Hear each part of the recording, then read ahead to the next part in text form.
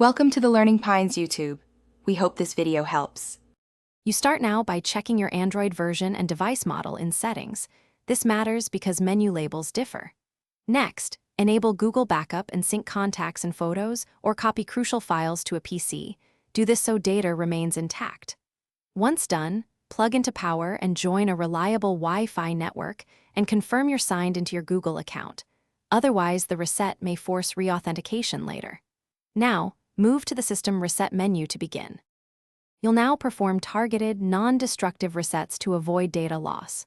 First, choose Reset App Preferences to restore defaults for disabled apps, permissions, and default apps. This fixes many issues without deleting files. Then clear cache for specific apps showing errors. Clearing cache frees temporary data and often resolves crashes. After each action, reboot and test the problem area. If things improve, stop.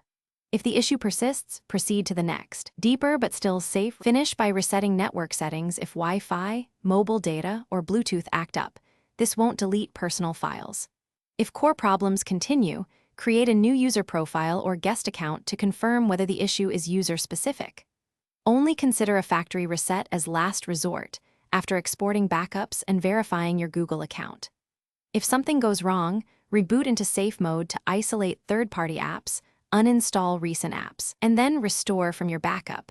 That single troubleshooting tip resolves most remaining problems. Thanks for watching. Consider subscribing if we helped you.